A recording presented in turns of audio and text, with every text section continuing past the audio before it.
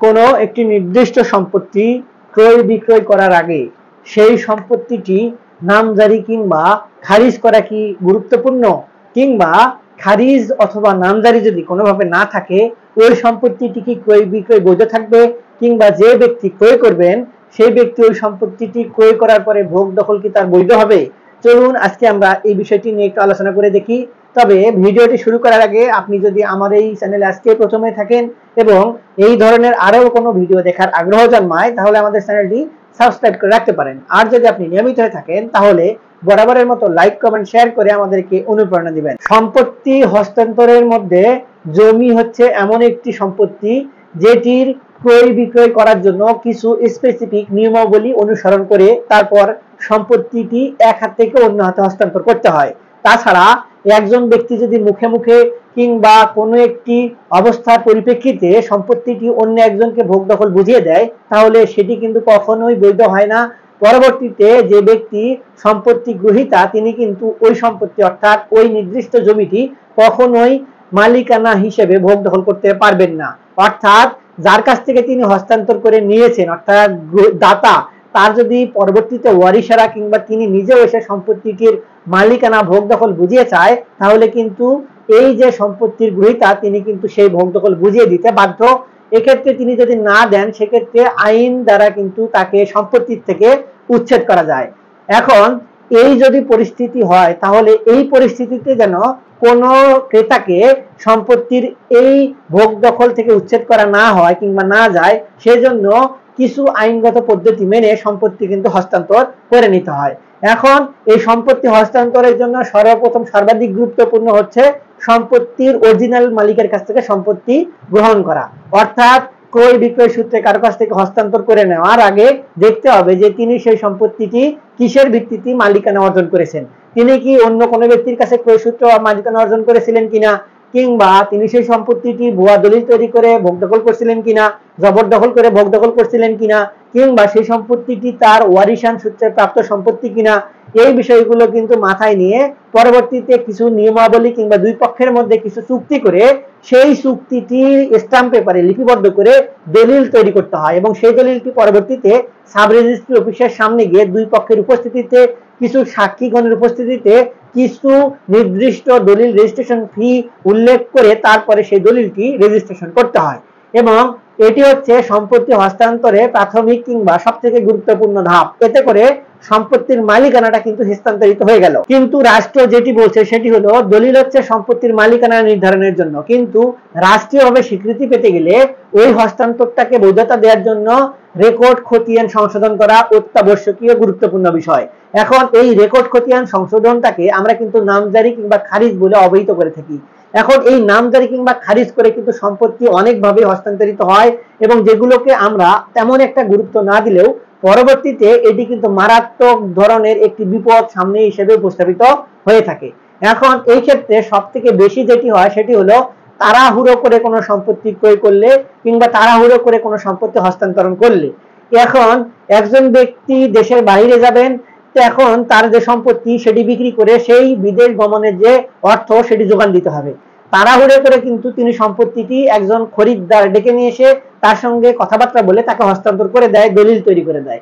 এখন এই যে তিনি সম্পত্তিটি তাকে হস্তান্তর করে দিয়ে টাকা পয়সা নিয়ে বিদেশে গমন করলেন, তিনি কিন্তু তার নামে যে রেকর্ড খতিয়ান যেটি ছিল সেটি কোনোভাবেই সংশোধন করেন নাই। এখন পরবর্তীতে দেখা গেল ওই সম্পত্তিটি তার পূর্বপুরুষের, তিনি ভোগ দখল করে আসছিলেন। এখন এই সম্পত্তিটিতে এখনো তার পিতার নামে সম্পত্তির রেকর্ড খতিয়ান রয়েছে, অর্থাৎ তার নামে রেকর্ড খতিয়ান সংশোধন করা হয় নাই। এই যে একটি ব্যাপার, এই ব্যাপারের কারণে যে সম্পত্তিটি ক্রয় করলেন অর্থাৎ সম্পত্তির গ্রহীতা তিনি কিন্তু বিপদে পড়ে গেলেন।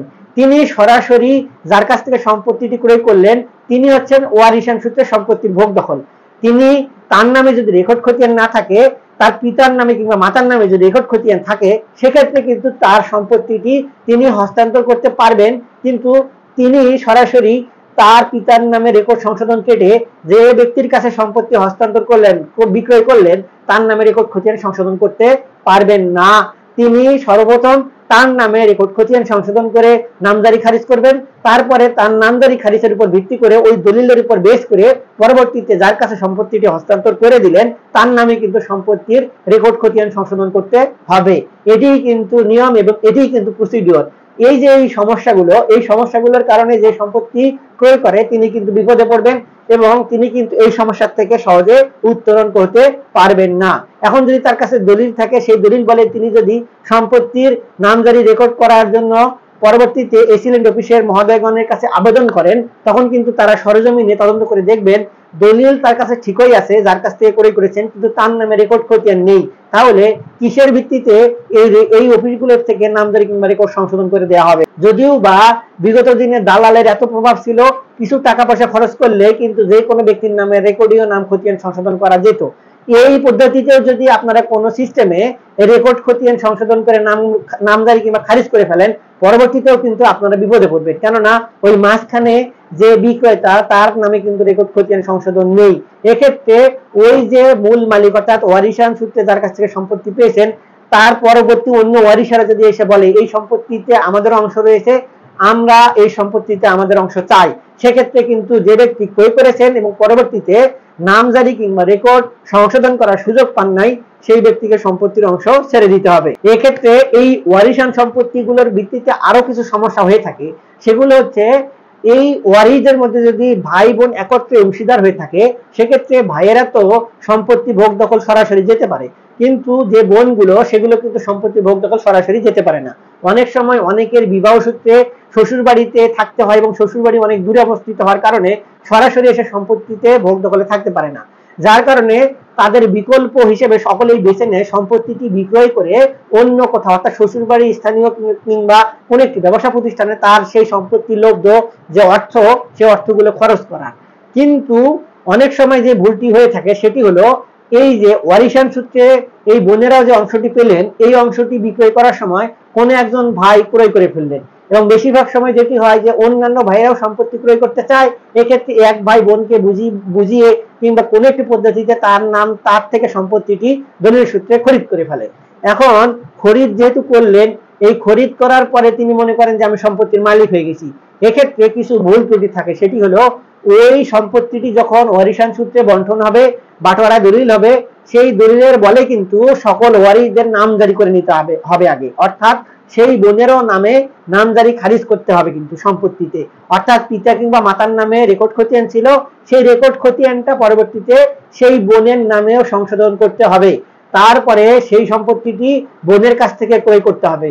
এখন এটি হচ্ছে কিন্তু আইনি পন্থা। যদি বোনের নামে রেকর্ড খতিয়ান সংশোধন না করা হয় এবং তার আগেই যদি ভাই সম্পত্তিটি ক্রয় করে নেয় এবং ক্রয় সূত্রে ভোগ দখল করে, এক্ষেত্রে কিন্তু জটিলতা থেকেই যায়। প্রথমে যে কথাটি বললাম ওই কথার সঙ্গেই কিন্তু এখানেও মিল থাকে, অর্থাৎ সম্পত্তির নামজারি খারিজ করার আগে কোনো ব্যক্তির কাছ থেকে সম্পত্তি ক্রয় করলে পরবর্তীতে ওই রেকর্ড খতিয়ান সংশোধনের উপর ভিত্তি করে আপনাদের ক্রয় বিক্রয় যেটি থাকে না, এটি কিন্তু সাংঘর্ষিকতায় রূপ নেয় এবং এটি পরবর্তীতে যদি আদালত পর্যন্ত গিয়ে গড়ায়, সেক্ষেত্রে কিন্তু আপনার সম্পত্তির ভোগ দখল আপনাকে ছেড়ে দিতে হবে। অর্থাৎ অন্য ওয়ারিশরা যদি এসে দাবি করে, সেক্ষেত্রে কিন্তু ভোগ দখল ছেড়ে দিতে হবে। এটিই কিন্তু স্পষ্ট বিধিমালা কিংবা আইনে বলা আছে, কিংবা এটিই কিন্তু সর্বাধিক পরিপ্রেক্ষিত আদালত থেকে নির্দেশনা কিংবা পারিপার্শ্বিক বিষয় আলোচনা করলে আইন কিন্তু এটিই বলে। আশা করি আপনারা বিষয়টি বুঝতে পেরেছেন। তারপরেও অনেকের কিন্তু নানান ধরনের প্রশ্ন থাকতে পারে, সেক্ষেত্রে আপনারা এই সংক্রান্ত জটিলতার মধ্যে পড়লে একজন ভালো বিজ্ঞ ভূমি আইনজীবীর সঙ্গে পরামর্শ গ্রহণ করবেন। আজকে এ পর্যন্তই, দেখা হবে সামনে নতুন কোনো ভিডিওতে। ততদিন পর্যন্ত ভালো থাকবেন, ধন্যবাদ।